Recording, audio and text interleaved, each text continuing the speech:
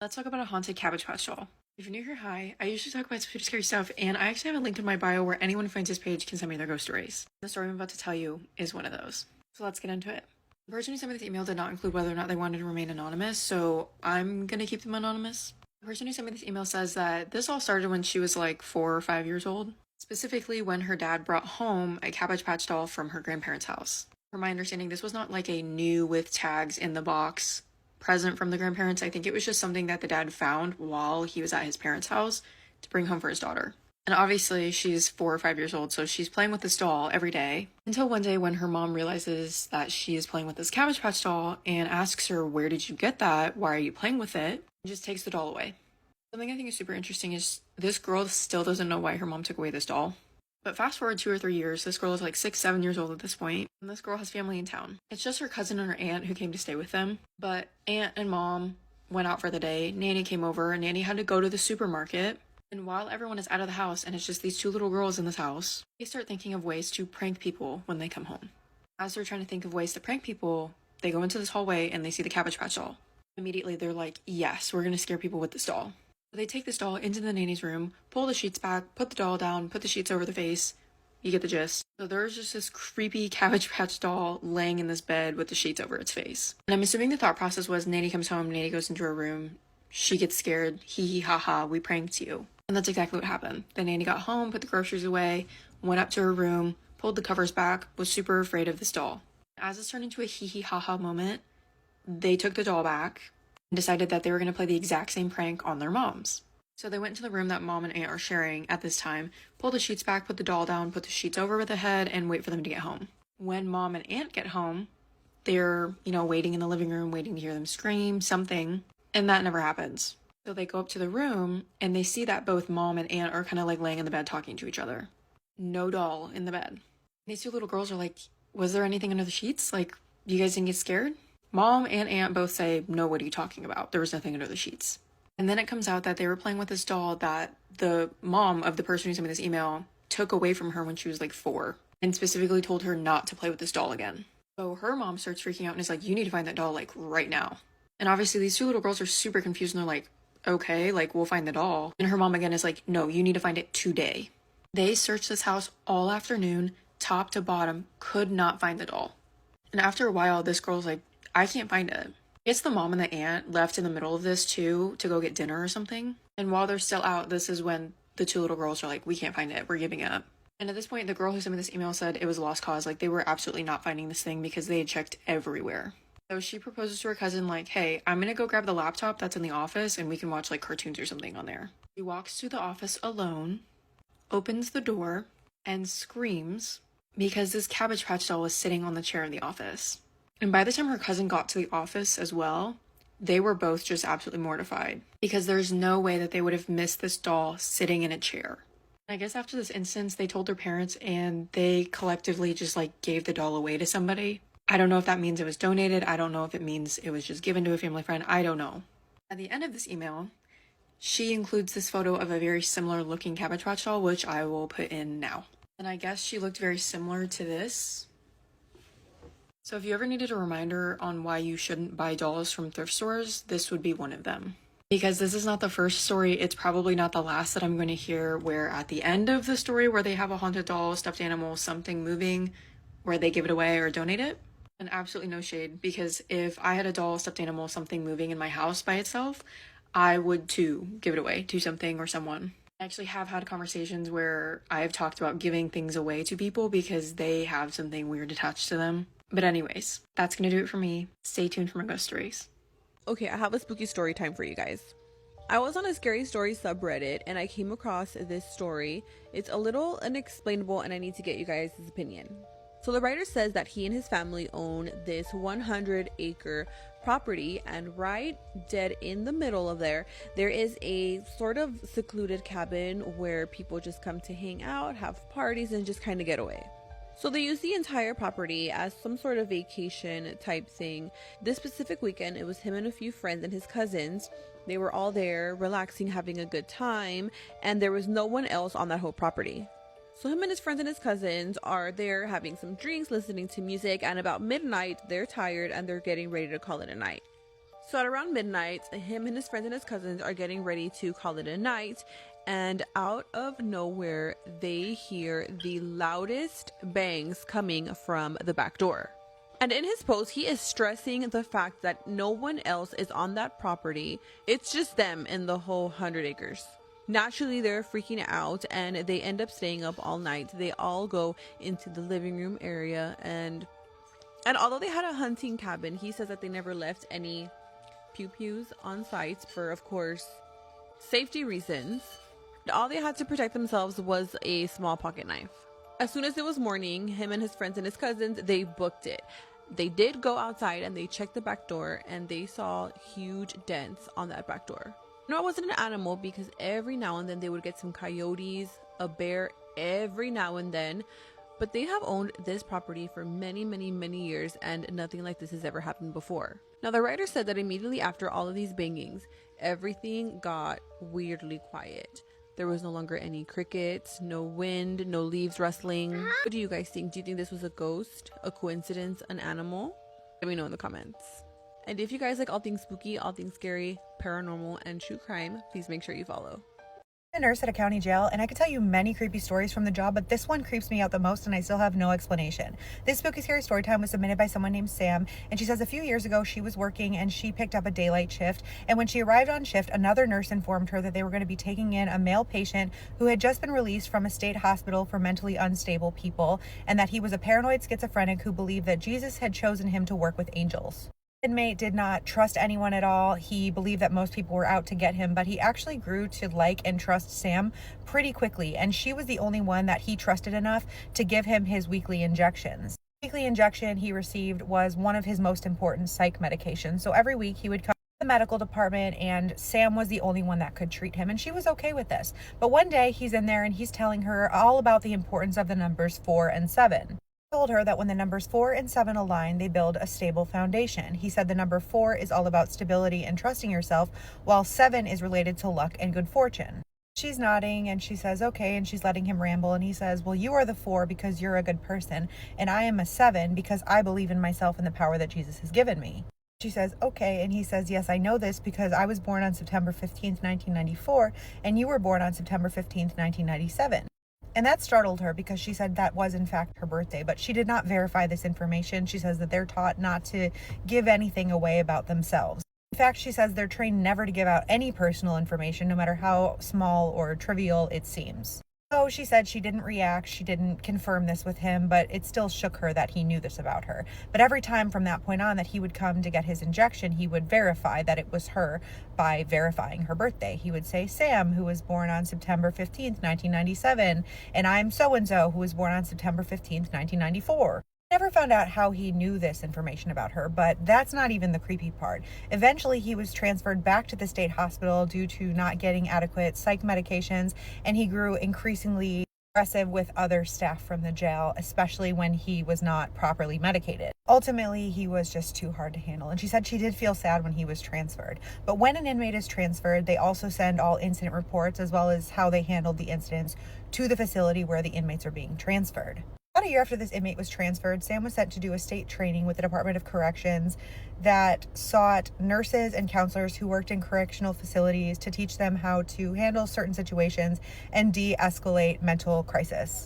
It was a 2-week program, and she said it was a very knowledgeable course. And during one training exercise, they were instructed to share stories about things that had happened at their home jails and what they did to de-escalate those situations. Program then asked for feedback from the other counselors and nurses and tried to shed light on what could have been done differently. So during this exercise, Sam stands up and she shares a story about this inmate. Not necessarily the 4 and 7 story, just about how he had grown increasingly aggressive toward the end of his stay at her jail. The point in sharing the story was that if you build trust with inmates, it can sometimes help them be more cooperative with you one-on-one than they are as a whole with everybody else. So the course ends, and at lunch that day, another male nurse from a different jail comes up to Sam, and he says, "You're Sam from such and such jail, right?" She says, "Yes, I am." And he said, "I have heard so much about you from an inmate at my facility." And it turned out that that inmate was the inmate that had been in Sam's jail, who had been transferred to the mental facility and was now under the care of this man. And apparently this inmate would now only work with this male nurse. And the male nurse says, I actually really admire him. I think he's got a really good heart. I think he's just, a little bit troubled. And Sam says, I have this story about him that I didn't share, but it always kind of stuck out to me as odd, but he knew my birthday and I don't know how he knew it. That I never confirmed it with him, but I always just thought it was so bizarre. And the nurse looks at her and he's like, what's your birthday? And she's like, it's September 15th. And his jaw drops to the floor and he says, my birthday is September 15th. But this inmate had apparently never revealed to this male nurse that he knew that that was his birthday as well. And Sam says she is still mind blown as to how this inmate was aligned with both of them. What are the chances that the only two people that this inmate would work with at two different facilities would have the same birthday as him? Sam says she has plenty of other stories and maybe she'll share those sometime too, but she's just curious as to what you guys all think. Was he really just a mentally unstable inmate, or was there something deeper at play? This is Spooky Scary Storytime, the series where we share listeners' allegedly true stories about the creepiest or most unbelievable things that they've ever experienced. If you have a story, we would love to hear it. My name's Susan sent me a message and said she's seen the Grim Reaper twice and she doesn't know why he appeared to her, especially around the person that he did, but she knew something bad was going to happen before it did. So Susan says that a few years ago, she, her boyfriend, and her son were living in an apartment complex, and it was a sort of apartment complex that had multiple buildings, and she knew most of her neighbors. They were always outside, and she said there was a smoking area out front that she and her boyfriend would go to, and they would chat with some of the neighbors, and she just had a good idea of what was going on in the complex. And there was a gas station across the street, so one morning she was up super early, her boyfriend had already left for work, and she goes out to the smoking spot, and she's watching across the street. There's this older man who's kind of shuffling across the street, and he's carrying a plastic bag.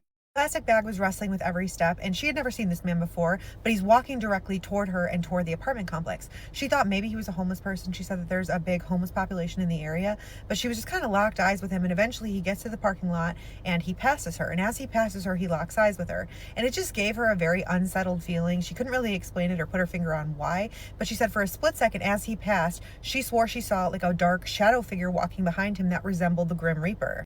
This feeling of complete fear overtook her, and she blinked her eyes and the shadow figure was gone. So she's just thinking, what was that? And was like, I have to go inside. I'm seeing things. She's thinking she's never going to see this man again. She doesn't know where he's from, but has never seen him around. But later on, she's back at her smoking spot, and this man comes walking outside from one of the buildings. And she said all of the other neighbors started talking to him like they knew him, but she's just like, who's this guy? Like, I've never seen him. And at that point, they had lived in that building for 3 years. She's just thinking maybe somehow she's missed him. They've just never been outside at the same time, whatever. She goes inside. She points to her boyfriend out the window. She's like, have you ever seen that guy before? And he's like, no. She tells her boyfriend what happened that morning. She's like, he was shuffling, but now he's walking normally. And also, like, I just saw this weird shadow figure following him, and it just freaked me out. And her boyfriend's like, yeah, I don't know. He's definitely putting a weird vibe out. He's like, I've never seen him either, though. I don't know who he is. And Susan said, for no reason at all, she just blurts out, I think he's going to die soon. But for the next week, this man who they've never seen before becomes a fixture outside their apartment at the smoking spot. And all of the neighbors are still talking to him like they've known him forever. And they even kind of get to know him. And it turns out he's actually a pretty nice guy. He ends up inviting both of them to his unit. He's like, I live in 187. I have a bunch of substances and alcohol to share. And they're both like, no, thank you, not our scene.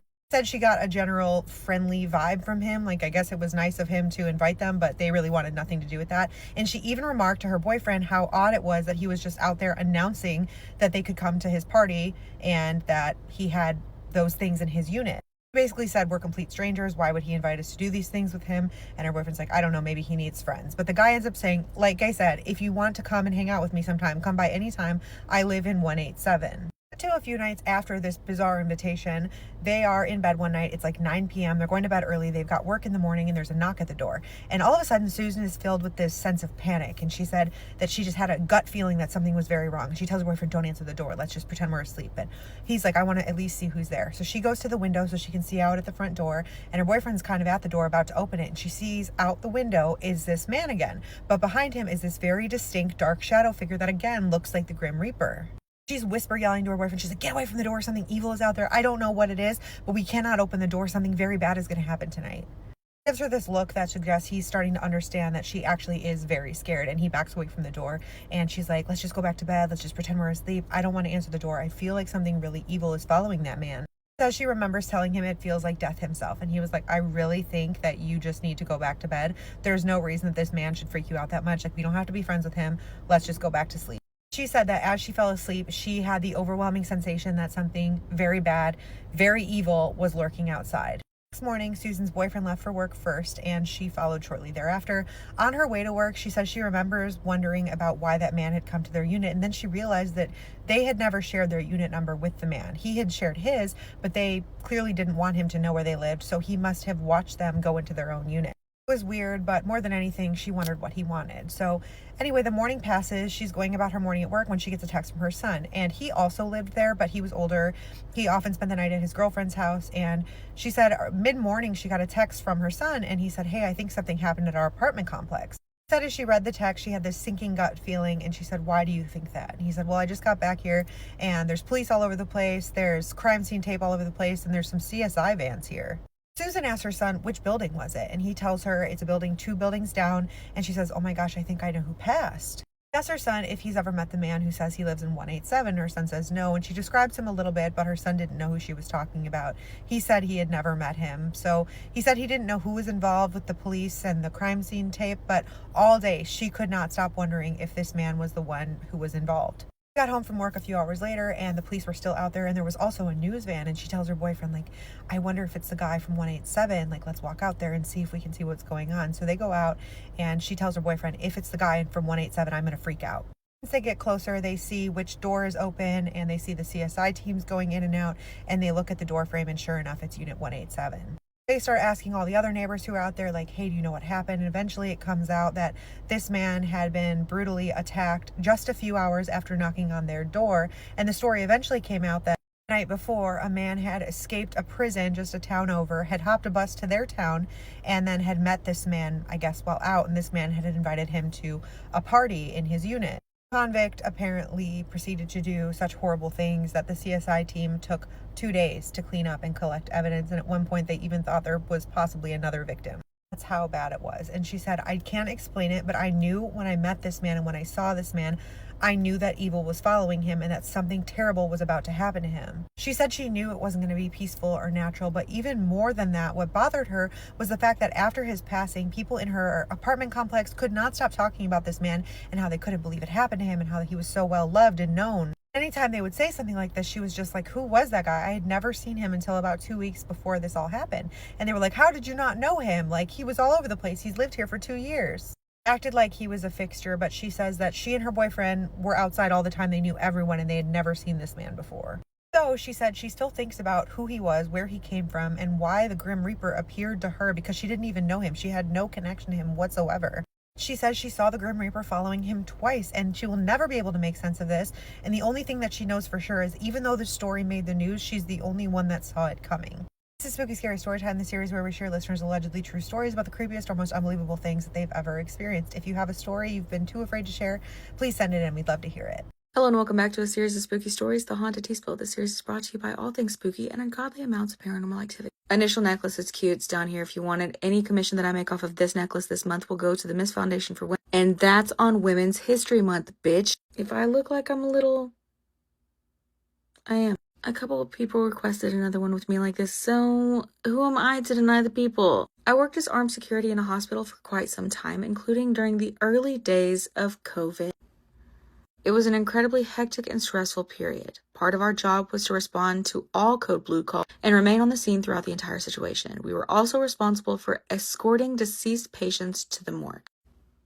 That's not a job that I would have signed up for if I was signing up for security. At that point, I loved my job and nothing particularly unusual had happened yet. One night I responded to a code blue involving a patient who had gone in for what was supposed to be a simple surgery. Well, that just elevated my health anxiety. Tragically, she passed away earlier that evening around 10 or 11 p.m. after contracting COVID. The doctors worked on her for a long time, but they were unable to save her. I stood outside of the room waiting for the official time of death to be called. Once it was, I completed the required report and documentation. About 15 or 20 minutes later, I received the call to escort the patient to the morgue. I was the one assigned to transport, so I handled the process. It was especially difficult knowing that, due to COVID restrictions at the time, her family was not able to be there with her. The hospital contacted them, but she passed away without any loved ones present. You could submit a story, and the only word that would be written would be COVID, and that would be the scariest fucking story I ever read in my life. A true fucking nightmare. Around 3 a.m., I began my routine rounds in a closed-off section of the hospital. This part of the building was the hospital's original structure, which had been converted into a clinic and was only operational during the day. Those are the fucking creepiest.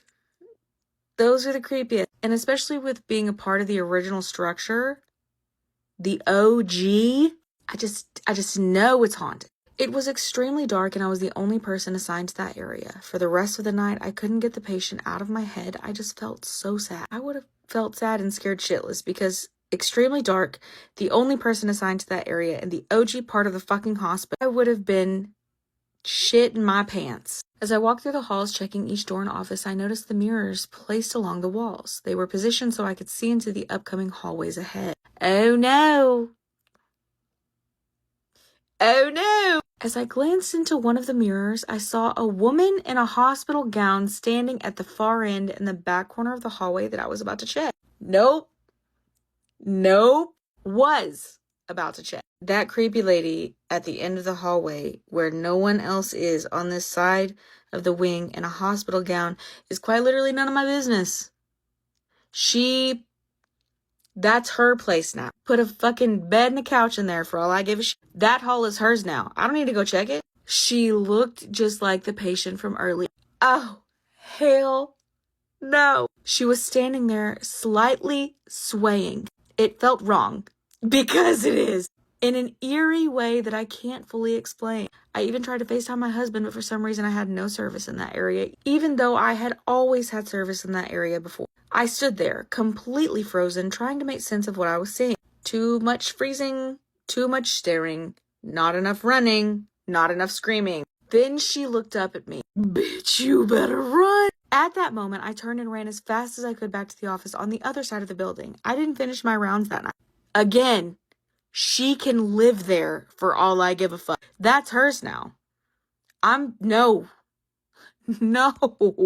After that experience, similar things kept happening, and eventually I made the decision to leave the job. Eventually wasn't soon enough. See a lady that had just passed away swaying and then fucking look at you? That is a big, hard fuck no from me, dog. Y'all rated on a scale of 1 to 10, 1 being the least scary, creepy, spooky, 10 being the most. As soon as that bitch looked at me, as soon as she looked at me, I swear to God, I would have been next on the way to the morgue. We would have been camped out in that fucking hallway together for all of eternity. Anyway, if you have a story of your own that you want to submit, you can do so on the link tree in my profile. I will see y'all at the next episode.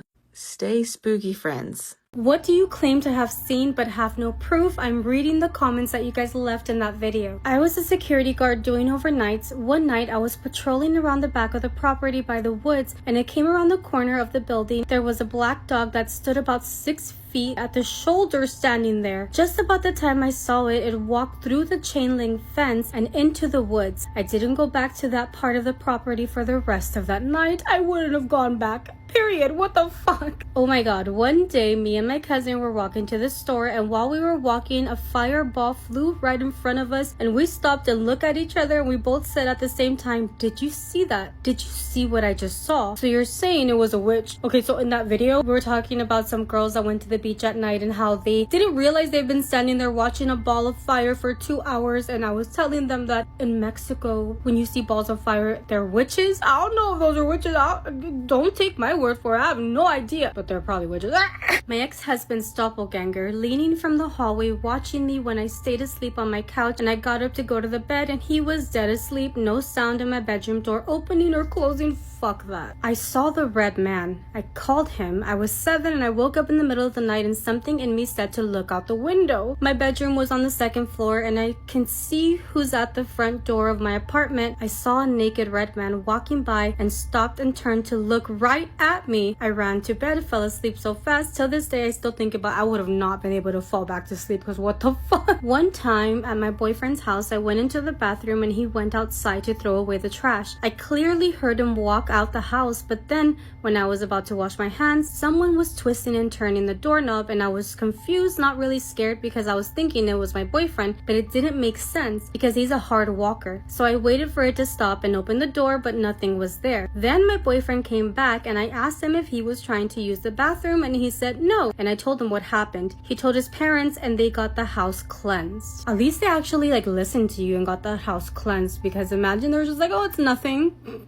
Holy Week being right around the corner, I felt the need to share this like cautionary tale. This was actually told to me by my mom. It happened to someone that she actually knows. And just to give you a quick little backstory, in many Catholic communities, Holy Thursday and Good Friday are extremely like sacred. But there was this man in my mom's village that she grew up in that ignored that. He was struggling financially and decided to keep his business open. One night, it was actually past 10 p.m. The old man is actually getting ready to close down his shop. When he goes to lock the front door, he sees this tall man dressed in this fancy suit walking up to him. The old man looks at him and says, "I'm actually getting ready to close up."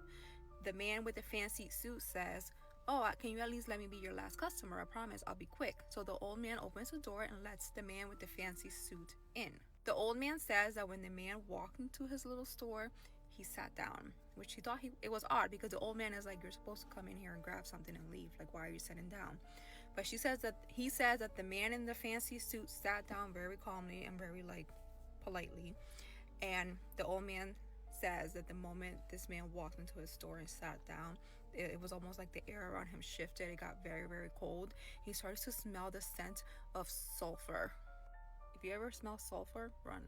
Man in the fancy suit looks at the old man and says, "I know things have not been going well for you and you have been really struggling financially." The old man looks at the man with the fancy suit and says, how do you know that? Then the man in the fancy suit responds and says, "I can give you anything that you could possibly ever want, even things that you can't even dream up of. I can make happen for you. All you have to do is ask." The old man responds with, "Who are you?" The fancy man looks back at the old man and says, "You already know who I am." Something in the old man's head kind of clicked and he realized what he was dealing with. This was Holy Week. It was late at night. A man dressed in this fanciness, like suit in a little small village, like that wasn't normal. It just hit him like who he was speaking to. He says he started backing away. He became very, very scared. He started mumbling his words and the fancy man starts laughing unnaturally. Like he just lets out this loud laugh that didn't, like, it just sounded like it was like it wasn't a human laugh. It was just like a weird distorted laugh. Then he goes, "You can't escape me now. The offer has already been made." Terrified, the man ran. Like, he didn't even bother locking up the store. He just left. He went home. That night, he stayed up all night literally praying, begging God for forgiveness, for complaining about his life, for not being thankful and grateful for the little bit that he did have. The next morning, when he went back to his shop, he expected like everything to be missing because he left the door wide open. But when he went back to his shop, everything was still there. The only thing that was like out of place was the chair that the fancy man was sitting in was completely burned in the bottom. It was like charred. Like whoever was sitting there was extremely hot. From that day on, during Holy Week, he never stayed up late. He'd rather like not make as many sales rather than risk coming across the man in the fancy suit ever again. My mom says this 100% happened in her village. I know it sounds like a cautionary tale, but like she says it happened, so I believe her. What do you guys think? Let's read a scary story from the Appalachian Mountains. This one was sent to us by Lila. On November 27th, 2025, me and my friends went to an escape room for our friend's birthday. It was a fun and simple night. We made a few TikToks. The night was going pretty great, honestly. When we finished up at the escape room, we all got in the truck. We had to take my other friend Nev home. She lived up this really long dirt road that was basically a small mountain. It was a straight dirt road up to the top. When we had finished up at the escape room, it was like 8 p.m. And it being winter, it got dark out pretty early, and it was definitely a bit chilly. So we arrived, but we weren't sure if the truck would make it up the dirt road. We didn't want Nev to walk up the dirt road alone since it was pitch black out, so me, Shay, and Tay had agreed to walk up there with her. We had 2 flashlights inside the truck, but sadly one of them just didn't work. Oddly enough, we had used that same flashlight earlier to look for something we had dropped on the floor of the truck. We kind of shrugged that off, and we all hopped out of the truck. I had left my phone in there because it was pretty low, and so did Shay and Tay. But Nev had her phone, so that meant we would have 2 flashlights to split between the 4 of us. The cold was not doing us justice at all. Sadly, Nev just so happened to live at the top of the mountain, so that meant we had a long way to go. So up we went. We had noticed about maybe 5 minutes up a medium-sized abandoned white house. This is important to remember. That was kind of janked up. There's some stuff around it, but we didn't really pay attention. The area around the dirt road was surrounded by trees, so we couldn't see any further into the area other than the baseline of the trees. There was another small house, but that wasn't really important. There was fencing lining the woodsy area. We could hear the creek in the distance further up. We were all huddled up together, since we are somewhat smart enough to know not to spread out in the complete dark surrounded by the woods. From where we were walking at the bottom, you couldn't even see the light of her house. We walked about 30 minutes up when we finally saw Nev's porch light. We were cold and tired and said she would have to walk the rest of the way up. It was maybe a 2-minute walk, and we had said that we would wait until she was inside for us to leave. We stood a pretty good distance up. We could hear the creek more clearly now, it only being to my far right through the trees. We took a second to catch our breath before the dreading walk down. We only had one flashlight now since Nev's phone was another source of light we had used. Before we had started walking, I had heard some splashing coming from the creek. I used the flashlight to see if I could see anything, but from where we were at, we couldn't see the creek. I looked over at Shay and Tay to see if they were paying as close attention to our surroundings as I was. They were, and I whispered to them asking if they had heard that too. They both said yes. I said it was probably a deer or some kind of other animal, trying not to spook each other since we still had a long walk down. We walked down, our pace a little quickened, since all we really wanted to do was get back to the truck and get to my house. The cold was basically attacking our lungs. I had asthma, and Shay didn't really have cold-tolerant lungs either.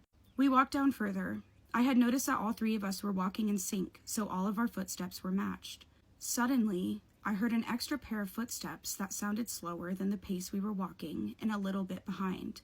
Shay and I were walking together, and Tay was now walking in front, guiding the way with a flashlight. I didn't say anything to either one of them because I didn't know if it was the cold messing with me or if they had noticed it as well. I didn't want to spook them because what's worse than being surrounded by woods in the pitch black darkness and hearing an extra pair of footsteps? We walked about 20 to 25 minutes, slowing down so we could try and catch our breath since me and Shay were feeling lightheaded from the cold. We were walking really slow, then we stopped. We were taking a breath so we could get the break we needed. We oddly enough had just so happened to stop right at the front of the white house. Shay had stopped further back, and since I was low-key struggling, I stopped a bit further behind. Tay was stopped further up from us. I looked over at the white house, just observing. From where I was standing, I could see the wall leading to the back of the house. I paused. It was like time froze. I was in pure shock and horror from what I had seen. It was a pale figure. I saw its hand reach from the back and grab onto the house, peeking out at me and Shay. I was frozen, my body went stiff, and the color drained from my face. I was locked onto it. I saw it move back behind the house. I grabbed Shay's arm and asked if she was okay. I thought she had seen it too. She said she was fine, and I nodded and my grip on Shay tightened and we started speed walking, telling Tay to continue, since she had the flashlight and was guiding the way. We picked up our pace heavily. I felt a dreading, nauseous feeling in my stomach. I knew we had to get out of there. After like a few minutes or so, we could see the silhouette of a truck. Shay slowed down and scrunched her nose. She said, "Do you smell that?" My nose scrunched and the smell hit me. It smelled like something rotting, something dead. That smell was not there when we walked up there, and there's no way that strong of a smell could have formed within an hour. Shay was finally spooked and took off running to the truck. I got the hint that if we stayed any longer, then something would have surely happened. I sprinted right behind Shay, then Tay took off running too. We made it in the truck, and I immediately went, "Did you see it too?" Shay looked confused but scared at the same time and said, "See what?" I told her I'll tell her everything when we get out of here. Tay looked just as spooked, and they agreed. I waited till we were about 8 minutes out from there when I started to explain what I had seen, and they said they didn't see it. But we all smelt the stench, and me and Tay heard the extra set of footsteps trailing behind us. Our hearts were pounding, and we were so ready to be home. We live right in the Appalachian Mountains, so we know all the stories, and I have firsthand experienced things in my backyard. This was by far my scariest experience ever. We couldn't explain anything that had happened. I don't even know what to call the thing I saw, but it definitely was not human.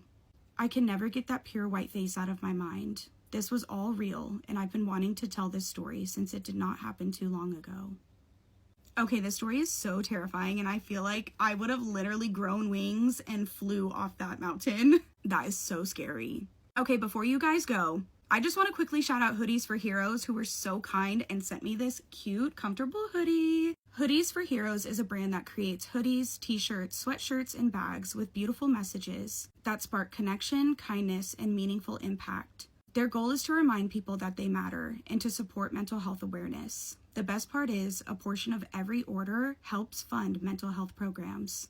Y'all know I studied psychology and worked in mental health, and I did that because I know what it's like to struggle with mental health issues. I struggle every day, and I've seen my family and friends struggle with mental illness as well. So I'm just a huge advocate for mental health, which is why I love this brand. This is a brand I can support. I'll tag them in the caption so y'all can go check them out. And you know, I feel like spreading the kindness today.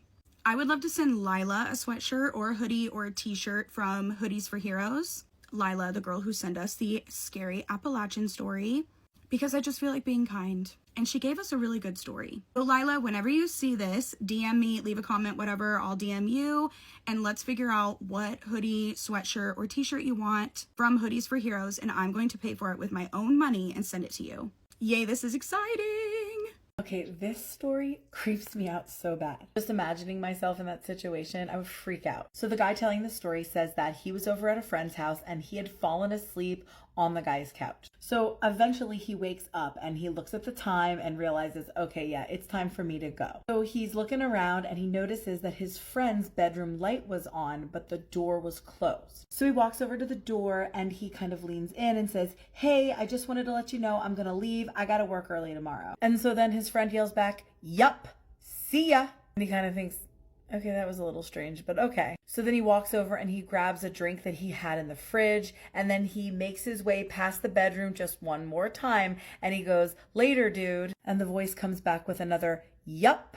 And then he's kind of thinking, okay, something doesn't seem right here. He said that the voice didn't really sound like his friend to begin with. So he opens the bedroom door and nobody is freaking in there. All of the hairs raise on his body. He backs out of the room and he's looking around. He says, nobody's even in the house. Getting more panicked, now he swiftly walks outside and checks, and his friend's truck isn't there. So he goes, I was freaking the F out, and I ran outside and I called the dude's cell phone, and here he had left about 15 minutes prior to go and stop at McDonald's for some food. He says he stayed outside until his friend got home. Absolutely, utterly freaked out. And then when his friend gets back, he tells him, and the friend kind of just nonchalantly tells him, oh yeah, the kid that used to live here before years ago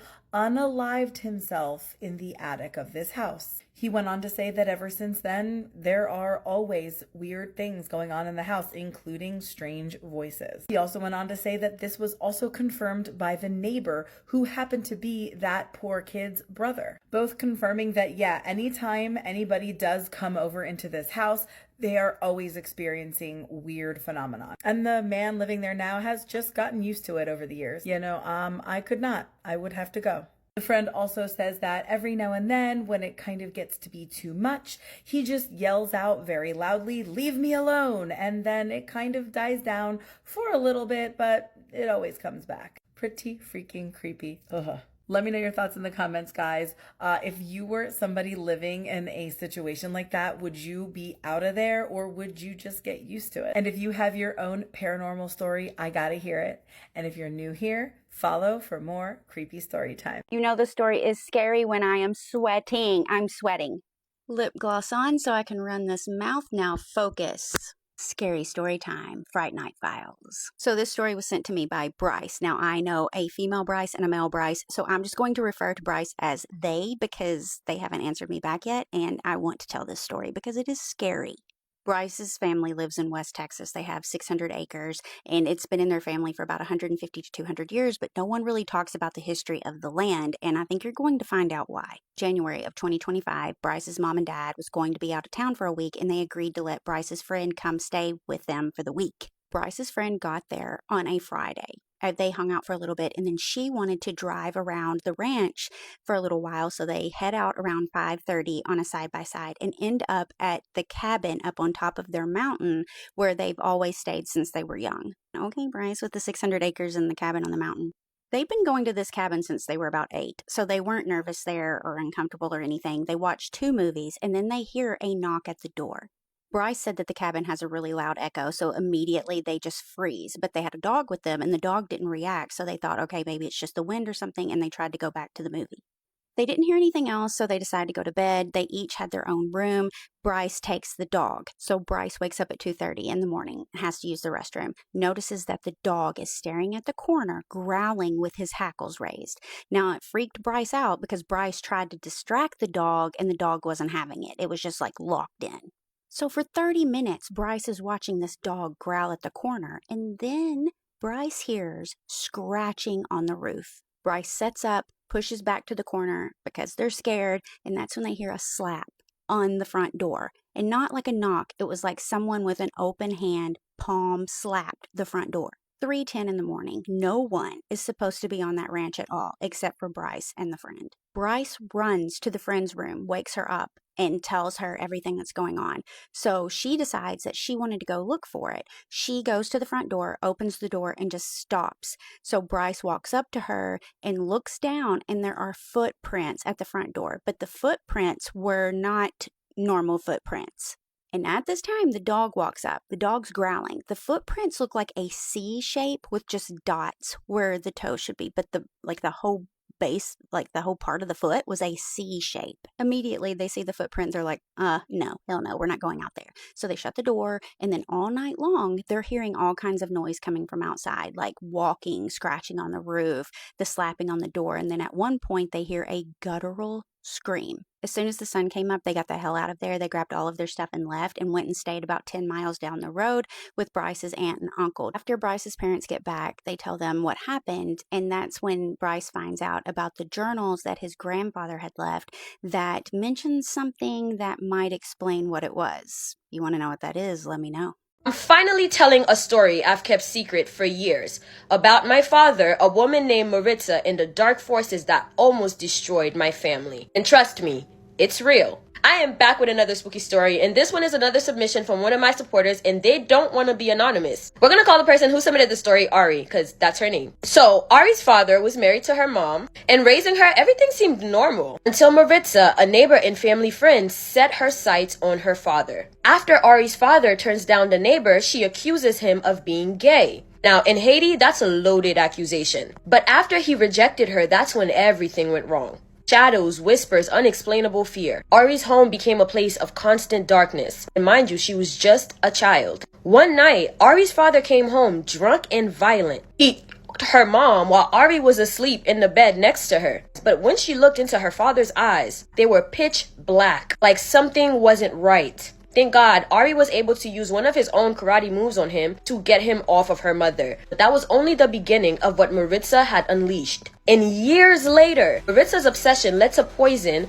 spiritual traps, and even her father's mysterious death. But what's worse, the truth about what really happened and how evil was hiding in plain sight. When I tell y'all that this woman rained absolute terror on this family, spiritual attack after spiritual attack, after car accident, this story was a lot. It was heavy and packed with lessons. If you want to know how it all ended in the terrifying aftermath, I shared the full story on my...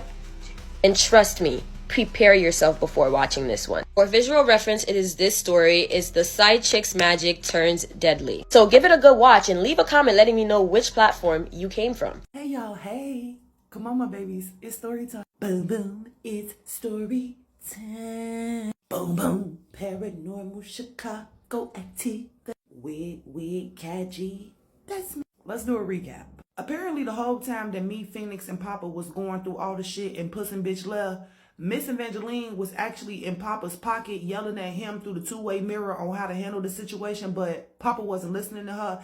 And I don't know if y'all know this, but one thing that you don't do is ignore your black ass wife because she will end your black ass life. I don't know why that man ego told him to go ahead on and confirm that he legitimately ignored her because, baby, she popped up on the scene. When I tell you, school, she pulled up on his ass. At any other time, I would be like, girl power, get her, Miss Evangeline. But right now, I'm like, bitch, you could have came and helped us. You could have came and intervened at any point in time while we was up in this bitch getting our ass beat. I died, okay? I'm still mad at this bitch Phoenix because she just tried to sacrifice me. And you knew some shit was finna happen.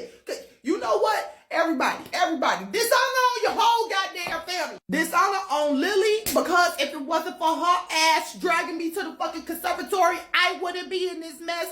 And for damn sure, this out on this big ass Firebird, because I'm still mad that this bitch just tried to fucking sacrifice me. At the tides had changed when we all sat up here and realized that Miss Evangeline could have came in and helped us at any point in time. Bitch, where have you been? And then she tell us that Oshun said don't intervene. You wonder why I really don't like you, lady. Ooh, me and Ocean. I'm not finna talk shit about you, girl, because if another gray hair pop up on my ass, we really gonna have problems. But you know what? Go on about your business. Now we back in Miss Evangeline house and we sitting here, the whole covenant. Apparently, they having a good old time watching this whole thing on a giant two-way mirror in Miss Evangeline house. I died. Nobody moved an inch to come and help my ass.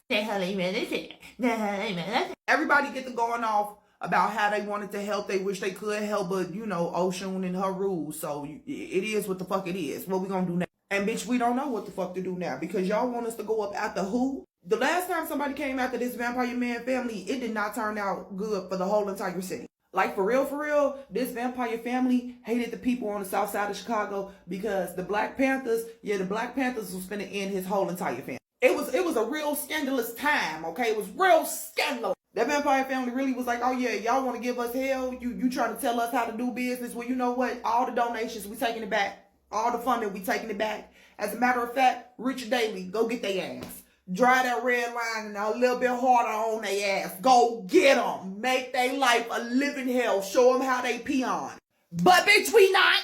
We not. The south side is still the best side of the motherfucking city and you can't fucking stop it. No matter how much hatred is thrown on the south side, baby, the south side still looks purty.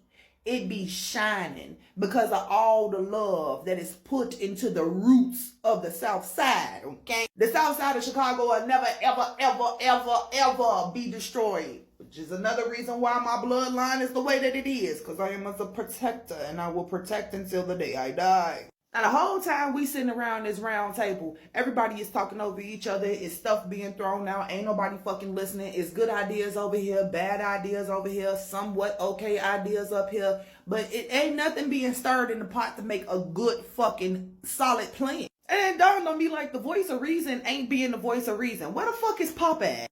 The light within me actively seeks out his darkness because his darkness activates something bad in my light. That's another story for another time. Just know wherever there is good, there is bad. And if there is bad, there is good. It cannot be one without the other. So I calm myself. I call out to my light to go and find Papa's dark. Now, when I open up my eyes and I look around, I look at Papa's chair first. In Papa's chair, there is a shadow figure sitting there. And he's about the same make and size of Papa, right? But I know for a fact that it's just Papa having some type of servant sitting there to listen to what's going on, but he don't want to be in this fucking. So I reach over and I touch Papa's chair. When I do so, the light in me casts on to the shadow. Think of somebody that's in like one of those costume blackout suits, and then all of a sudden you just see gold glitteries all over him. He's a now black golden cosmic figure. He turned his head, he look at me, and I say, take me. He get up and he walk out the damn door. Now I'm following Mr. Glitter Cosmic Gold Man to wherever the fuck he finna take me to. And the one place he took me to was the one place I didn't want to go. The goddamn root cellar. A basement and a root cellar is two totally different things, because a basement is usually a space that's kind of livable, okay? It's not uninhabitable. Right? If you wanted to put a bed down there, somebody could live down there. A root cellar. There's a catacomb under Miss Evangeline house. And the way you get into it is through the root cellar. It's no bueno. I don't like it. No me gusta. The last time I went down there, Papa turned into a real demon. And he almost killed me. I didn't know that he go through a metamorphosis, like he shed himself every couple 100 years, and this the moment when he the most evil and the most dark, and he can't control his powers.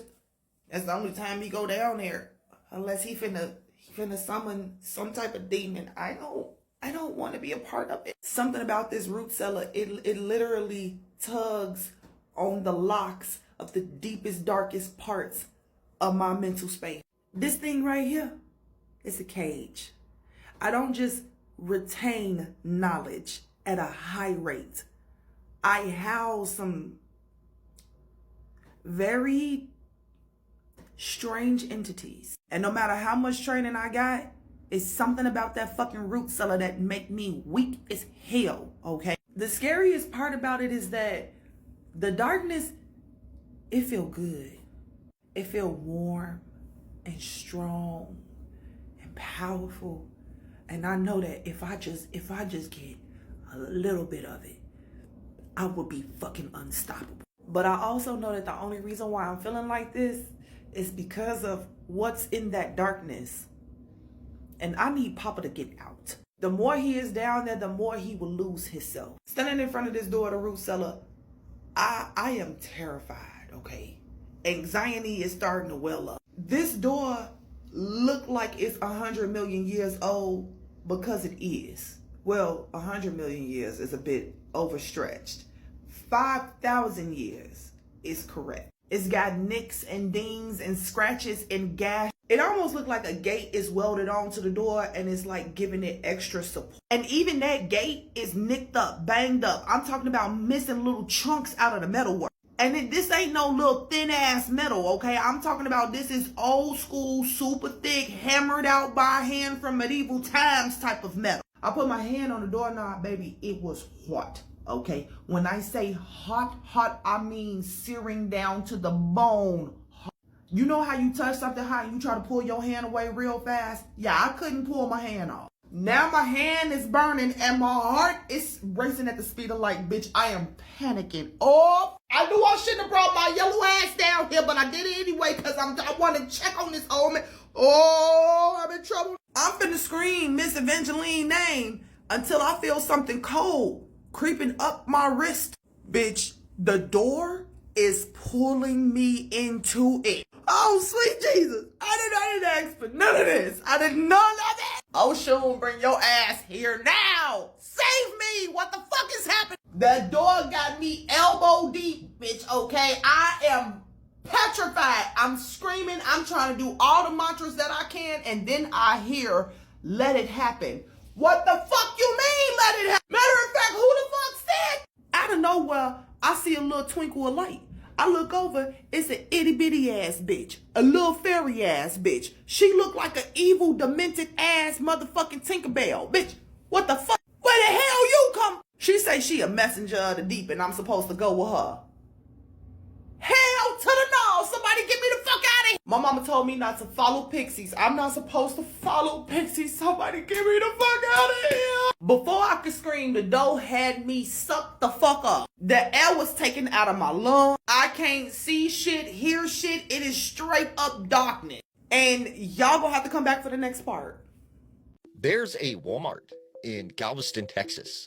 It's probably the most haunted place in America. And most people don't even know that it's there. Now, you have to understand the history of Galveston, Texas. In the 1900s, there was a giant hurricane that basically put the whole city underwater. And you had over 6,000 people who passed away. Now, where this Walmart is built, during that time of the hurricane, there was an orphanage. And when the hurricane hit, it completely put the orphanage underwater. 100 people at that orphanage passed away, 90 children and 10 nuns. And it's said that the spirit of those children still haunt that Walmart to this day. Now, if you go to this Walmart, you'll notice that it's kind of eerie. And they close at 10 p.m. The people that work there do not like to stay late because a lot of weird things happen, such as toys turning on by themselves, hearing children's laughter, seeing children running through the aisles. Now, there was a story from one of the workers who worked the night shift. They were restocking the children's area where the toys are located. And as this worker goes over to their pallet, they begin to hear children laughing and they hear all these toys turning on. So they go over to this aisle and they see about 6 or 7 children playing with all the toys. And they're dressed in 1900s looking clothing. And so this employee runs and gets the GM and tells him, like, hey, there's something weird happening in the toy aisle. So the GM follows this employee to the aisle. And when they get there, there's no children. But there are all these toys laid out on the floor as if someone was playing with them. So what do you think is the Walmart in Galveston that night? There's a particular set of rules that you must remember if you are to camp alone. Now, the first rule of camping alone is never set up your tent at night, because this is when you are the most vulnerable and you cannot keep focus on what's behind you, what's around you, because you're focused on putting up the tent. The second rule is always have a fire going. No matter what time of day it is, always keep that fire going and keep it nice and bright and tall. The third rule that you must remember if you're camping alone is when you go in your tent at night, make sure it is completely sealed up. No holes, make sure everything is zipped and closed, because it's believed that stuff can even come in through the tiniest of cracks. Now, the fourth rule, when you are camping alone, you should never make noise at night. You should never whistle. You should never sing. You should try and keep it quiet as possible. Now, the fifth rule, which is the most important, is always have some sort of entertainment. Keep yourself occupied. Have some music. Have an audio book. But never let yourself start to wander and let your mind go, because that's when you are the most vulnerable. Now, there was this man named Jonathan. Jonathan decided he was going to go camping alone up in the Rocky Mountains. So he heads up to the spot, and he sets up his tent and gets his campsite ready. And he said he just remembered that, there were all these sounds of wildlife and the wind blowing, and it was just very peaceful and sort of like musical. And he said, he had his dog with him, and they sat around the fire for the bit, and it started to get late, so he decided to go into his tent. So as he goes in his tent, his dog lays over to the side of him, and soon he begins to doze off. Well, at some point in time in the night, he awakes to something shaking his tent. And he said he could hear this voice saying, "Please come out of the tent. Like, I need help. Help me. Please get out of the tent. Help me." And so he's like, what's going on? Like, what's going on? So he goes to the zipper, he unzips the tent, and he goes outside. But when he gets out of the tent, there's nobody around. It's just completely quiet. And it was eerily quiet because he couldn't hear the wind anymore. He couldn't hear the wildlife. And he said that the other strange thing was when he went to bed, there was this bright full moon overhead. But as he looked up in the sky, the moon was gone. There wasn't any clouds. It was a completely clear night. But the moon somehow had disappeared. So this kind of freaked him out a little bit. He goes back inside his tent and he zips up the zipper. Well, he lays down, and he said, his dog would come to the side of him or would lay by his feet, and that always made him feel a little better. So he said, he started to kind of doze off again. He said that's when he kept feeling like the dog, like rubbing his leg. And he's like, "What are you doing, boy?" Like, "I'm trying to sleep." And he said that's when he looks down at his feet, and there's nothing there. And when he looks over, his dog is right over here towards his head. So he is like, what's going on? Like, was there an animal or something? He unzips the tent, he goes outside, said, there was nothing out there. As he got ready to go back in his tent, he said he started to see these shadows. He said he could see figures that looked like they were tall, skinny, kind of lanky. They almost looked like they were crawling around amongst the trees. They were all around him. So he hurried up, got back inside his tent, and he zips it up. And he just said, he's just sitting there with his dog. And the whole time he thought it was strange because the dog didn't alert to any of this. It didn't bark. It was just quiet. It was just laying there. And he said that's when all of a sudden he felt this tent start to move. Something grabbed the tent and was dragging him. And he was so afraid that he passes out. And when he awakes, he said the tent was completely still, felt like everything was normal again. And he said he thought it must have been a dream. Until he unzips the tent and he realizes he is a good distance away from his campsite. So he grabs his dog and they run out of there back to his vehicle, and they left that night. And they left the tent and everything behind. So it's important to remember, when you camp alone, always know the rules. You have to be careful when you buy stuff from the thrift store, because you don't know where those items have been, who owned them, what they were used for, and sometimes you can bring something home with you. Now, there was this girl named Rebecca. Rebecca was from Burbank, California. One day, she sees this thrift store, and she goes in the door, and over in the corner, she notices this beautiful old canopy bed. And instantly, she says, I have to have this bed. So she buys it, and she brings it home. Well, that night, she goes to bed in this new bed that she just bought. And as she's sleeping, she begins to have this dream. And in this dream, she sees this man in a flannel shirt and jeans and these boots and this big, thick, gray beard. And this man begins to grab her by the arms, and he begins to scratch her and basically thrash her against the bed. And eventually she wakes up terrified, and she feels pain.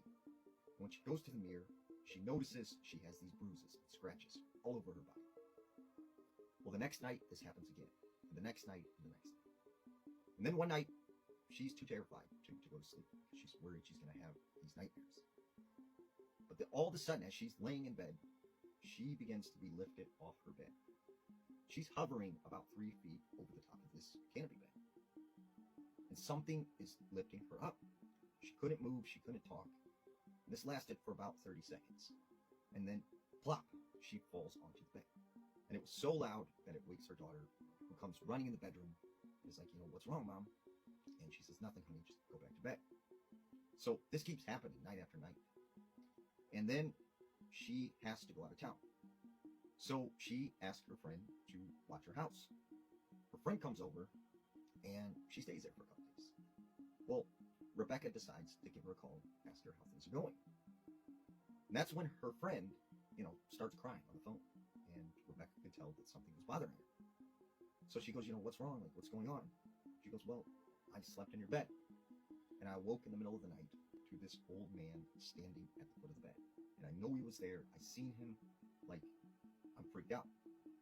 And when she describes this man, it is the exact man that Rebecca had seen in her dreams.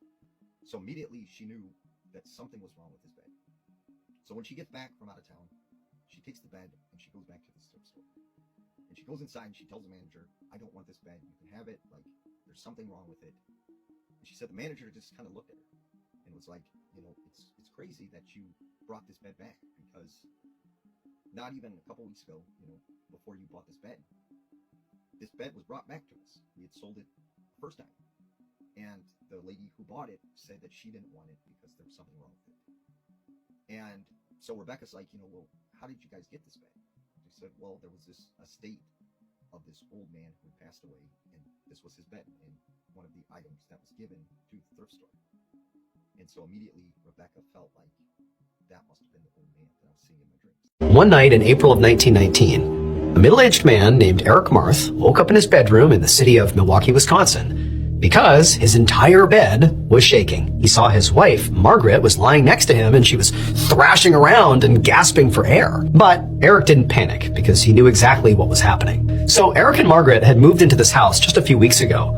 But pretty much right away after moving in, Margaret had begun having these very intense nightmares that would wake her up almost violently, like what was happening right now. Now, from Eric's perspective, these nightmares she was having looked horrifying, but there really was not any physical risk to Margaret. I mean, she would just have these horrible visceral dreams and kind of shake around, but that was it. And so, like he had been doing the past couple of weeks, Eric just reached over and gently put his hands on his wife's shoulders and began repeating her name very gently over and over again to try to kind of get her out of this trance she was in.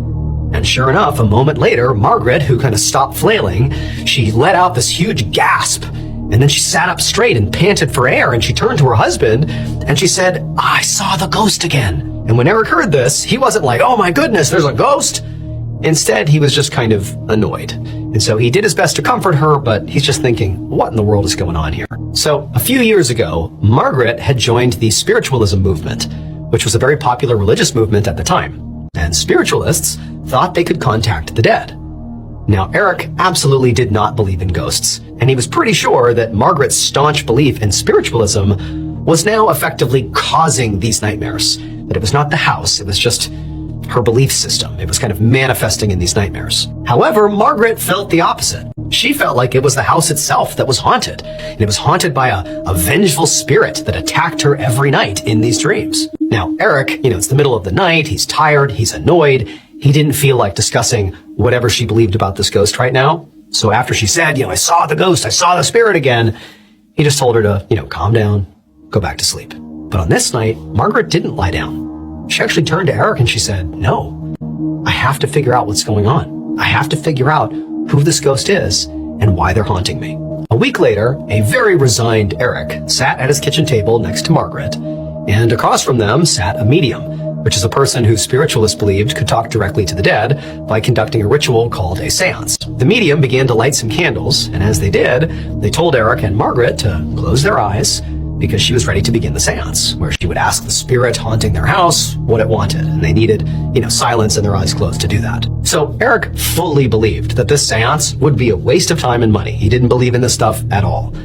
But he knew his wife did, and it meant a lot to her, and so he's thinking, maybe this can help my wife sleep through the night again. And so Margaret and Eric did as they were told, and Eric, he closed his eyes, and he listened as the medium began clearly rocking back and forth in her chair and began sort of dramatically calling out to the ghost and telling him to reveal himself. And at first, nothing happened, which was exactly what Eric had expected. But after a minute, Margaret suddenly jumped up from the table and ran out of the kitchen across the living room.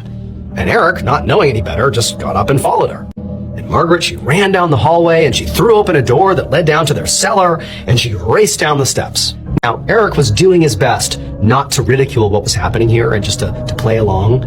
But it's like, what is his wife doing? What's happening here? And so as he's chasing after his wife, he starts saying like, "Honey, what's going on here? Where are you going? What is this?" But she didn't respond. It was like she was on a mission. And then finally, when Eric got down the steps and he's in the cellar, he saw his wife, who was now standing in the middle of the cellar with her arms out wide. And slowly, she began to point to a spot on the floor. And in this really weird and hollow voice with this sort of vacant expression on her face, she told Eric to dig. Now, at this point, Eric was totally freaked out. Not because he believed that the seance had worked or that there was a ghost here, but because his wife genuinely was acting totally bizarre. I mean, she was acting possessed. And even if that was an act, it was a terrifying one. And so he just said no. There was no way he was just going to start digging up the cellar floor. Like, what is going on here? But then the medium came rushing down the stairs as well. And they said that Margaret was in a trance, that the ghost in this house was channeling her, and that basically Eric had to do whatever the ghost said. Suddenly, Margaret's voice cut across the room again, and she said to Eric to dig up the floor. And this time she was more forceful and almost desperate, like, "You must do this." And so Eric, he's looking at his wife, he's looking at the medium, like, what in the world is happening here? But he's like, you know what? I don't know what's happening. I'm just going to dig. I'm going to do what they tell me to. So he grabbed a shovel and just began digging up the cellar. And after just a few minutes, Eric's shovel hit something in the ground, something hard. He thought it was just maybe like a big rock or something, but a few minutes later, after he and the medium and also Margaret, who's now come over at this point, they kind of cleared off whatever it was, they saw in the ground, what had previously been covered by the earth, was this rotten wooden box. And so he and Margaret and the medium, they pulled it out of the hole and they opened up the lid, and all three of them immediately recoiled because inside of the box was a human skeleton. And so after a minute of just, again, stunned silence, Eric just looked up at Margaret, who did not seem shocked by what she was looking at. This was like confirmation in some ways. And he says to Margaret, is this the skeleton of the ghost that's been haunting you? And Margaret, with that same hollow voice, like it wasn't her voice, looked at Eric and just said, no. It would turn out, according to the story that has been passed down about whatever happened in this house, that the ghost was a doctor who used to live in the house that Eric and Margaret moved into. And 18 years earlier, this doctor had performed an illegal surgery on a young woman, and this woman had died during this procedure. But again, because this surgery had been illegal, the doctor knew if word of what happened here got out, he would be arrested. So what did he do? He dismembered the girl's body and shoved it into this wooden box, filled the box with quicklime, and then he buried it in his basement. And amazingly, the doctor never got caught for what he did. And so he basically spent the rest of his life feeling very ashamed and guilty. And then finally, when he did die, it was like his spirit couldn't actually rest until he confessed. And so this haunting was basically to get Margaret to go down into the basement and see what he had done. Let's read another true and scary story from Reddit, A Bridge to the Other Side. A few years back, I went to a medium who speaks to those who have passed over. During my session with him, he told me my grandfather was there. He even gave me his name. He said my grandfather wanted me to go to bingo, something he did often when alive, and that he would make it worth my while. I hadn't been to bingo in years, but the medium told me my grandfather would give me a sign when it was time to go. One evening, while washing dishes, a local radio commercial played about a big bingo event in my hometown about an hour away. Something inside me clicked. I told my husband, let's go to my parents' house. You can hang out with the boys while I go play bingo. So off we went. At the bingo, I won $200. When I got back to my parents' house, I announced my win. Everyone was excited and wanted to see the money. Then it happened. A sudden freezing breeze swept through me. I asked everyone, did you feel that? Nobody responded. I asked again, louder, still nothing. No one responded to me. It was as if I didn't exist. The cold wrapped around me. A third, fourth attempt, and still silence. Then it stopped. Everyone looked at me normally. I had asked everyone if they heard me loudly asking them if they felt how cold it just got, and they all said, no, you weren't talking. I was like, what the? I reached into my pocket to pull out the folded bills. Smack dab in the middle of the $10, $20 bills was a bridge from a fiddle. The bingo attendant who gave me the winnings counted the money out to me, and I'd counted the money myself before putting it in my pocket. There had been no fiddle bridge anywhere near me. Here's the truly chilling part. My grandfather was a known fiddle player in our hometown. My father kept his father's 2 fiddles under lock and key, always warning my brothers and I, and later my boys, never to touch them. I showed the bridge to everyone. My father's face went pale. He went to check the fiddles. One of them was missing its bridge. It was an old and worn bridge, and when my father took it and placed it back where it should have been, it fit perfectly. I can't explain how that bridge ended up folded into my bingo winnings. All I know is, during those few seconds when I felt the freezing breeze, my grandfather had found a way to say that this was all his doing. That's really sweet. I actually really like this story. And the original poster said that the bridge was put back into the fiddle and that they now have the fiddle today. So they have the bridge and the memories.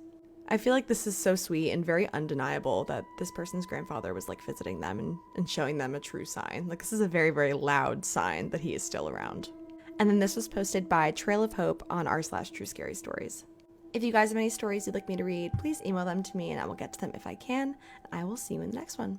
Weird spooky story time, and we all know the Toys R Us in Sunnyvale was haunted, but I've got a first-hand encounter. As we all know, this Toys R Us had a reputation. It was so well known for being haunted, it was even in newspapers. In fact, when he worked at this Toys R Us, he was there for the Sylvia Browne seance. He was even there for the Moss Beach Distillery seance. The experiences in the Toys R Us was constant. Every night, they would close the store and they would make sure it was spotless. All the toys were put away. Everything secured, all the doors locked. He said in the next morning when they would open the store, there would be toys scattered across aisles, as if someone had been playing with them all night. The stockroom was even worse. Everyone said that there was always a heavy feeling, like as if you were being watched. And he said the break room never felt right. There was a basket that was filled with inflatable rubber balls. Every once in a while, one of the balls would actually pop up over the edge, and it would bounce down the aisle as if someone had tossed it. And then the alarms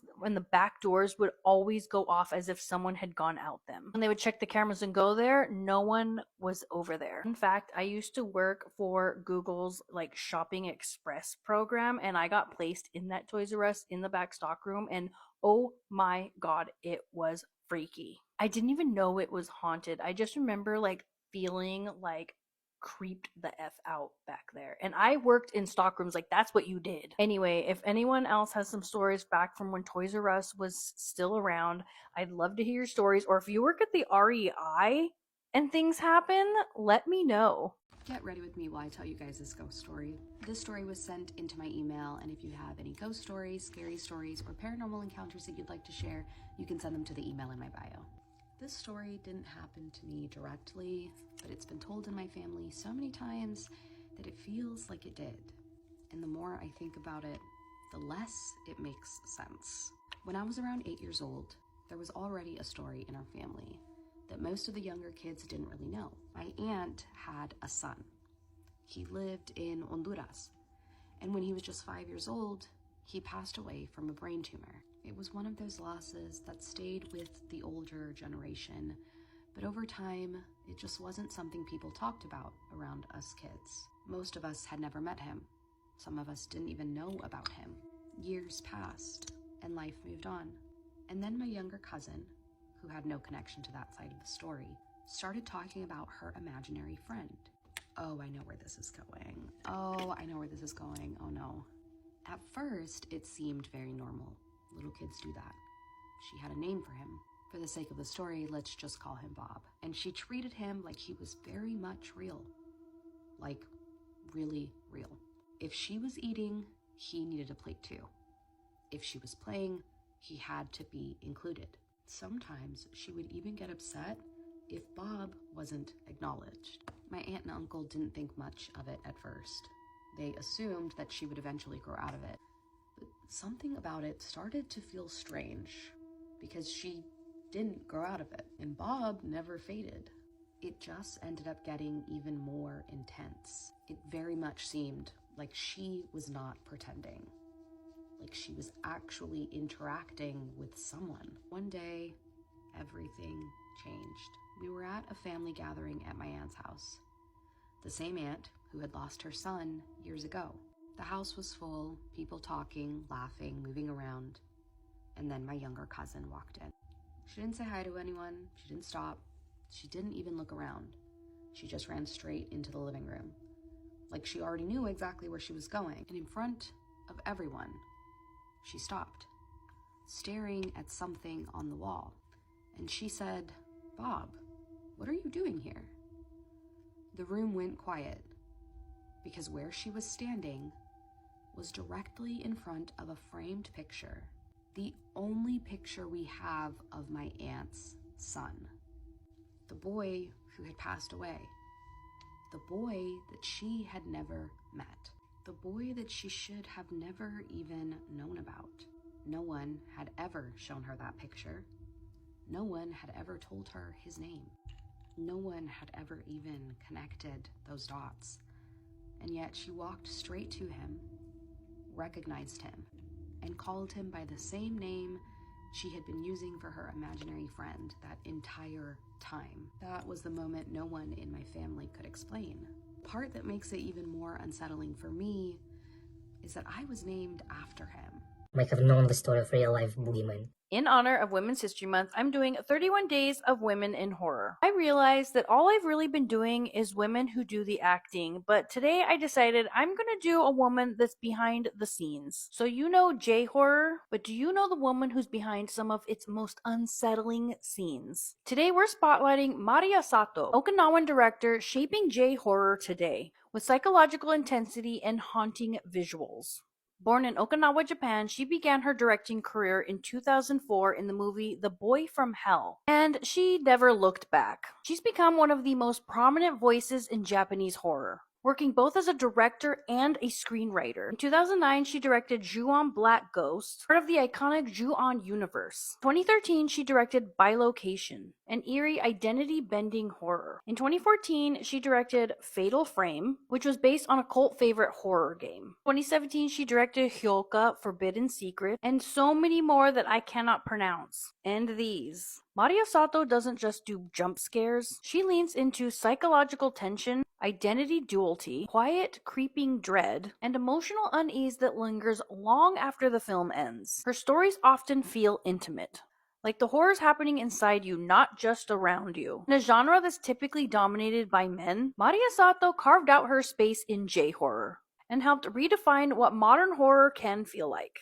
Her work proves that horror isn't just about fear, it's about what stays with you after, because sometimes the scariest stories aren't the ones chasing you, they're the ones already living in your head. Come back tomorrow for my 31 days of Women of Horror for Women's History Month. Jip, jip, jip, let's talk about her, Gypsy Rose Blanchard. Our story begins July 27th, 1991 in Golden Meadow, Louisiana. A 24-year-old woman named Claudine, who went by Dee Dee, had just given birth to her baby girl. Dee Dee's ex-boyfriend, 18-year-old Rod Blanchard, was also there, but their relationship was already falling apart. Their relationship started off as a lie, basically, because Dee Dee told Rod that she was 21 years old when in reality she was 24. Weird and odd regardless. They got married, but Rod later admitted that he, quote, got married for the wrong reasons, and they ended up separating pretty quickly. For the first few years, little baby Gypsy Rose seemed like a normal, healthy child, but then something changed. According to Rod, Dee Dee began making claims that her daughter was sick. Quote, Dee Dee was saying that Gypsy was sick, had problems sleeping, epilepsy, and it just progressed from there. All the visits, Dee Dee had to be there the whole time. Something never felt right about it. Dee Dee was so controlling and full. So when Gypsy was little, Dee Dee noticed that something seemed to be wrong with her eyes, so she took her to the doctors, and she was diagnosed with strabismus, I think I'm pronouncing that correctly, basically a condition that meant that her eyes were not focusing properly, they were not aligned, so that meant that Gypsy had to have surgery for that before she was even 1 year old. And it was after that, the diagnosis, the surgery, the recovery, that Dee Dee was like, oh, wait a minute, my baby girl has been dealing with health complications and everyone around us is going out of their way to check on us, to help us, and I kinda really like how this feels. Dee Dee very quickly realized that if something was wrong with Gypsy, people cared, they would give them attention, they would offer their help, and she very much so enjoyed how that attention felt, and she wanted more of it. When Gypsy was around 5, maybe 6 years old, Dee Dee claimed that her daughter could no longer walk, and from that point forward, Gypsy would use a wheelchair even though she could walk perfectly fine. And Gypsy was a little girl, she was obviously going to believe anything that her mom told her, and people around them are not going to question if a mom is saying that her baby is sick, so everyone naturally believed it. Dee Dee also made the decision to pull Gypsy out of school, no shock there. By the time that Gypsy was 8 years old, the list of supposed illnesses and complications had exploded. Dee Dee was claiming that Gypsy was suffering from leukemia, that she was paralyzed, that she had muscular dystrophy, I think that's how you pronounce it. It's basically a genetic disease characterized by progressive muscle weakness, sleep apnea, seizures, other vision and hearing impairments, and she was still continuing to use the wheelchair. She now also had a feeding tube. The list went on and on. Dee Dee would constantly shave Gypsy's head regularly, telling her that medications would eventually make her hair fall out anyway, so it was best to shave it in advance. And something that you should know is that Dee Dee Blanchard worked as a nurse's aide. She had medical knowledge, aka she knew medical terminology, she knew how to talk to doctors, and she knew what to say to sound credible. Not only did she figure out how to manipulate everyone around her, but she also somehow, some way was able to manipulate doctors to agree that Gypsy was sick when in reality she was not. And if you're thinking that this is Munchausen syndrome by proxy, you're absolutely spot on. Munchausen syndrome by proxy is when a caregiver, typically a mother, fabricates, exaggerates, or induces physical or mental illness in a person under their care, usually a child, to gain attention, sympathy, or to fulfill a psychological need. In other words, it's when a person makes up fake illnesses, at times even doing things to create real symptoms to say that a child or whoever is sick with the sole purpose of getting attention, sympathy, and or benefits. And it worked, because wow, did it work. Because of everything that Gypsy was suffering from, quote unquote suffering from, the Blanchards received disability checks, child support, and an outpouring of support from their community. They lived in public housing in Louisiana, and by all accounts, every single person who met them thought that Dee Dee was a devoted, selfless mother caring for a terminally ill child. Then in August of 2005, her Hurricane Katrina hit Louisiana, the Blanchards' home was absolutely destroyed. And this is when Dee Dee's deception reached an entirely new level, because after the hurricane, Dee Dee saw this as the perfect opportunity to be able to say that all of Gypsy's medical records had been destroyed in the flooding, including her birth certificate. It set Dee Dee up perfectly to be able to tell lies about Gypsy's age. She started saying that she was 12 when in reality she was 16 years old. And she started with a new fresh set of doctors who had no access and no idea how to get access to her previous medical history. So she would go to the doctor and she would say, my daughter has cancer, she is this and that, I don't have the medical records to prove it because everything was destroyed, but these are the medications that she needs to be taking, can you please prescribe them to her? And they would, and Dee Dee would then actually give the medications to Gypsy, which would then result in her actually getting sick, experiencing side effects. For example, one time when Gypsy was taking a medication that she did not need, her teeth fell out. It was damaging to her teeth because she didn't need it, but of course, her teeth rotting and falling out would then just lead to Dee Dee making up yet another lie about a new sickness, and the cycle just kept repeating for all different kind of things. They ended up moving a couple hours north of Missouri, where in 2007, the Ole Foundation, a foundation that advocates for feeding tube recipients, named Gypsy their Child of the Year. She won Child of the Year for an illness that she did not have. And then in March of 2008, Habitat for Humanity built the Blanchards a small pink house in Springfield, Missouri, complete with a wheelchair ramp and I think even a hot tub. The community fully rallied around this single mother and her desperately ill daughter who had lost everything in Hurricane Katrina, and the support was overwhelming. They received gifts, cash donations, free trips, celebrities, meet and greets, concerts in Gypsy's honor, and even a trip to Disney World courtesy of the Make-A-Wish Foundation. And like, yes,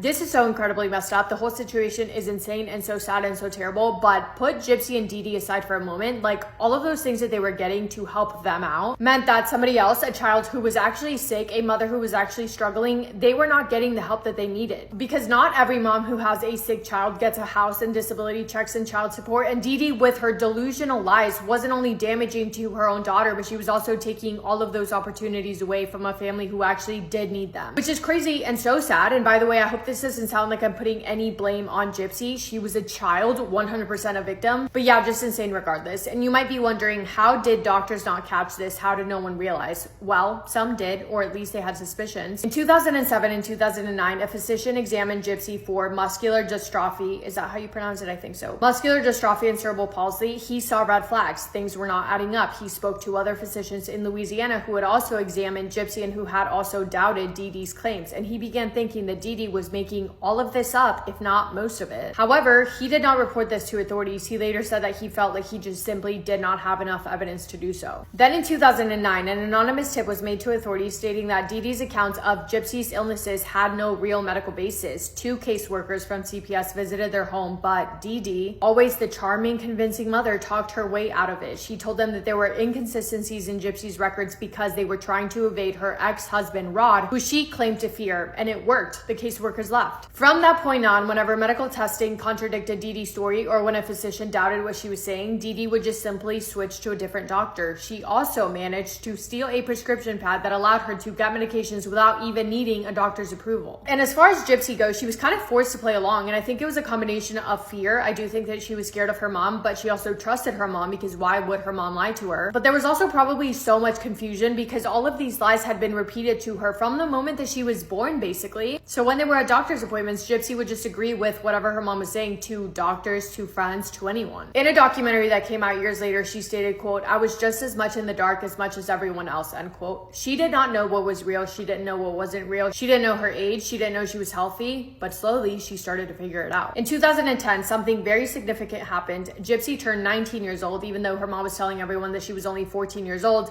But Gypsy found her Medicaid card. When she saw the birthday on that card, something clicked. She began to suspect that her mom had been lying to her about her own age. And if she was lying about that, then what else was she lying about? It was around this time as well that a charity gifted the Blanchards a laptop. And because Gypsy had already begun to start questioning things, she was craving any sort of independence. But of course, she couldn't do whatever she wanted when it came to the internet in front of Dee Dee, because Dee Dee monitored everything and she would only ever let her use the laptop to go on children's websites. But Gypsy wanted more. So in the middle of the night one night, Gypsy snuck out of the bedroom that she shared with her mother, quietly tiptoed out of the bedroom and walked over to the laptop, and she would spend hours on it while her mom was sleeping and didn't know. Gypsy ended up making a Facebook profile to be able to connect with people and make friends online because she really didn't have any friends in real life other than a girl who was her neighbor because Dee Dee didn't allow her to. But in secret on that laptop, she was kind of free to do whatever she wanted to do. So she made a Facebook, she started chatting online with her neighbor girlfriend, and she was liking the little taste of freedom that she was getting. But more than anything, she was seeing how other children, other girls were living their lives, and she started to realize just how different her life was and just how many restrictions she had on her life because of her mom.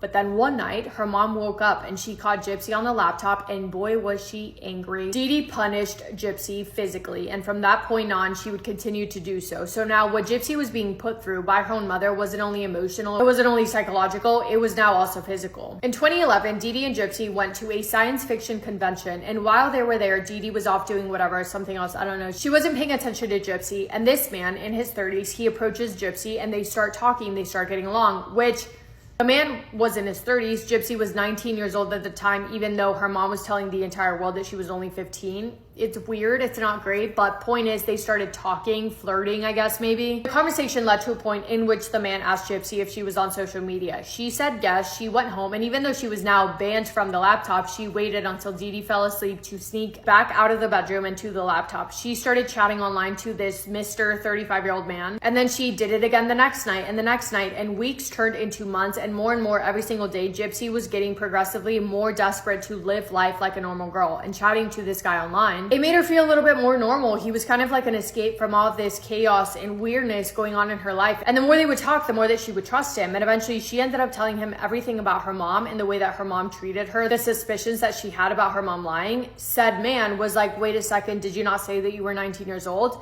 You're an adult. Why don't you just leave? And she does. In the middle of the night, Gypsy manages to sneak out. She walks, makes her way over, all the way over to said man's house.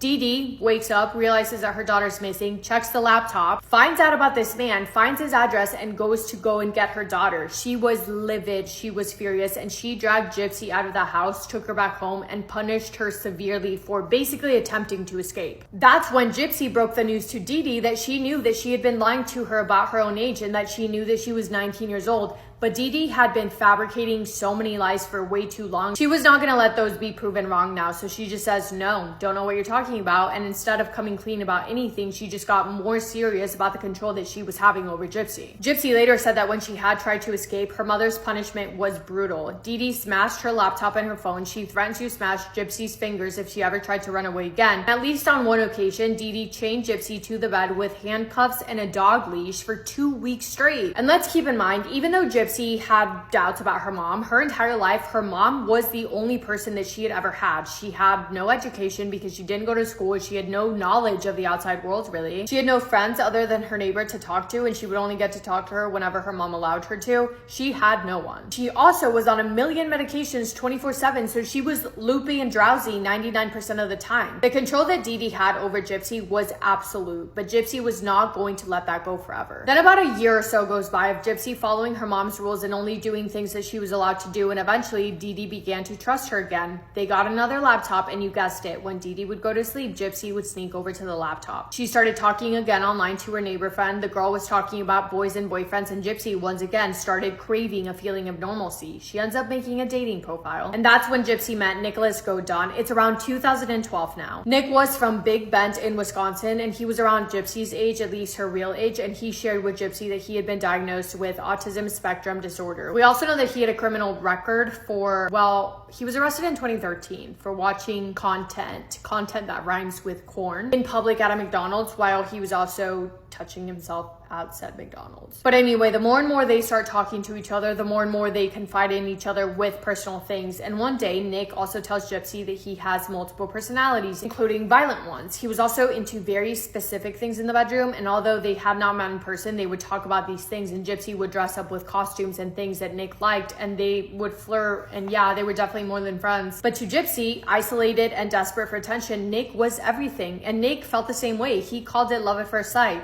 Years later, Gypsy wrote in a 2024 book that she truly believed that this guy was her soulmate. So their relationship started off innocently enough. It was messages about fairy tales and romance and plans to get married, plans to have kids together. They even chose names for their future children, I believe, but it very quickly turned into something darker, and Nick really let these multiple personalities that he said that he had show. He told Gypsy about his one personality called Victor. He was violent and dominant, and allegedly he shared with her that he became excited when he fantasized about dominating females. Gypsy later said that she was not comfortable with a lot of these things, but she just went along with them because she was desperate for love and connection. She created different personas of her own to match his different personalities, wearing different wigs and outfits to role play. And then months into their relationship, Gypsy revealed something to Nicholas. She told him that she could walk. She told him everything, that she wasn't sick, that she thought that her mother was lying, and that she felt trapped. And his response, he believed her, he supported her, and he told her that he would do anything to help her escape. Eventually, their conversation shifted from how can we be together to something so much darker. They started talking about the idea of getting rid of Dee Dee completely, because in their eyes, there was no world in which Dee Dee would allow them to be together. The way that they saw it, no more Dee Dee, no more problem. According to Gypsy's later testimony, she had plans A, B, and C to be with Nicholas. They had been discussing these plans for about a year. Plan A was to introduce Nicholas to Dee Dee and hope that she would approve of him so the two of them could be together openly. So in March of 2015, they put Plan A into action. Gypsy and Dee Dee went to go see a live-action Cinderella movie at a local theater. Nicholas traveled from Wisconsin to Springfield to meet them there. Gypsy was dressed up as Cinderella, and she saw Nicholas as her Prince Charming. But the plan was that Gypsy was going to pretend to randomly bump into him there. She was going to pretend like that was their first time meeting, and it was their first time meeting in person, but they did not want Dee Dee to know. So they were going to pretend that they were bumping into each other, meeting each other for the first time, falling in love, whatever. So Dee Dee would see it and then hopefully approve of him, but didn't work. Dee Dee immediately sensed that something was off about this strange man. She did not approve at all. During the movie, Gypsy and Nick managed to sneak off to the bathroom. Gypsy just said that she was going to the bathroom by herself, and then Nick followed her after. They went to the bathroom, smooched, and because they kissed, apparently Nicholas told Gypsy that that meant that they were now married. But when Gypsy returned to her seat, Dee Dee knew that something had happened. She could feel it, and she didn't like it. She told Gypsy that she was never, ever allowed to see Nicholas ever again.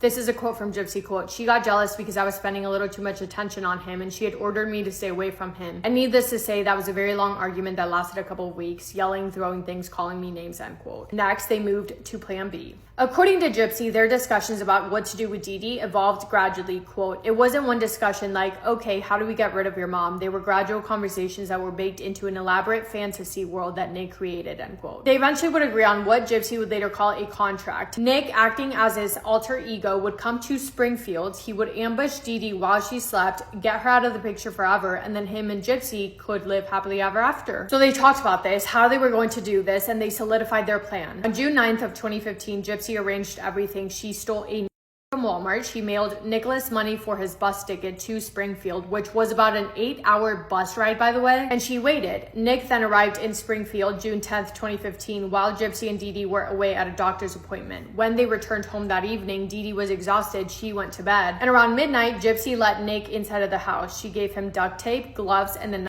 She had also previously recorded a video of her house to send to Nick so he would know the layout of the house before getting there. According to both Gypsy and Nick's later statements, Gypsy then went into the bathroom and allegedly hid, covering her ears so that she would not have to hear her mother screaming. Nicholas Gojon then went into the bedroom where Dee Dee was sleeping. Dee Dee Blanchard, 48 years old, was asleep face down on her bed. He multiple times in the back. Different sources report different numbers. Some sources say 4 times, most of them say 17 times, but what we do know for certain is that it was brutal and it was fatal. Afterwards, Nick and Gypsy did the deed. Apparently Gypsy agreed to it at first, but then she said no, and she said she didn't want to do it anymore, but Nick did not care. They then attempted their best to try and clean up the crime scene as much as they could. They took over $4,000 in cash that Dee Dee had been keeping inside of the house, and they fled to a motel right outside of Springfield, where they stayed for the next few days planning out their next move. There are videos that they took of themselves in that hotel room, and they are just hanging out. They're laughing. I mean, it looks like they're having a lot of fun, to be honest with you. Gypsy later said that at that point, she really felt like they had gotten away with it. Back in Springfield, Dee Dee's body laid undiscovered in her bedroom for several days, but then on June 14th, 2015, a disturbing post appeared on her Facebook page, Dee Dee's Facebook page. And all it said was,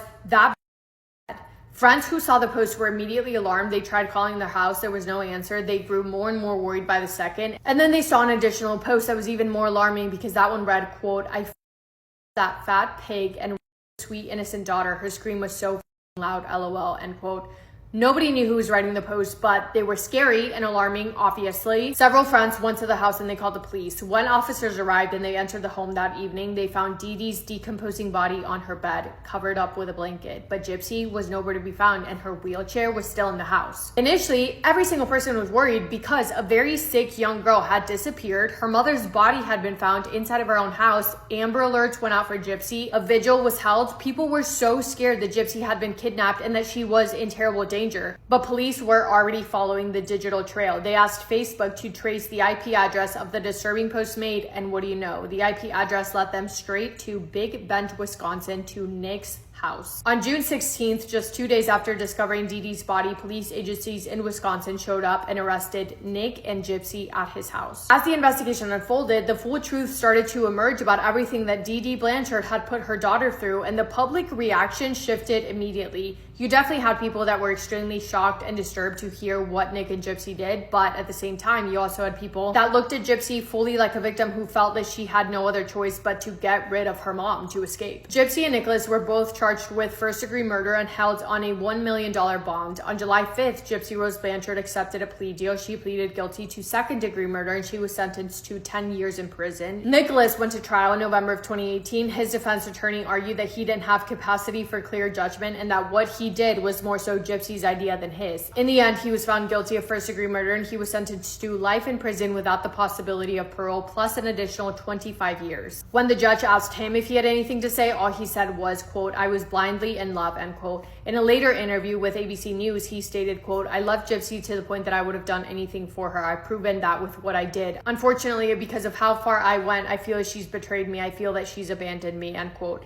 Gypsy, from her part, mentioned that while it was her idea to get rid of her mother, the when and how was Nick's idea. In prison, Gypsy worked on her education and her mental health. She became engaged to a pen pal, Ken, in 2018, but they broke up in 2019. Then she met another pen pal, Ryan Scott Anderson, a teacher from Lake Charles, Louisiana. They got married in July 2022 while Gypsy was still in prison. In September of 2023, Gypsy Rose was granted parole. Her release date was set to be December 28th, 2023, meaning that she had served 85% of her 10-year sentence. The release date came. Gypsy's husband picked her up. They drove to Louisiana to start their new life together, but then in 2024, they ended up getting a divorce. After her release, Gypsy very quickly gained millions of followers on Instagram, maybe even TikTok, haven't checked, but yeah, she's still on social media. That is all from me. I kind of have a feeling this video is going to be like 10 hours long, so I'm going to go. But yeah, thank you for spending time with me today. Let me know your thoughts, and I hope you guys are having the best day. If not, go do something to make it the best day. Make somebody happy, and I will see you in my next video. Massive kiss on the forehead to every single one of you.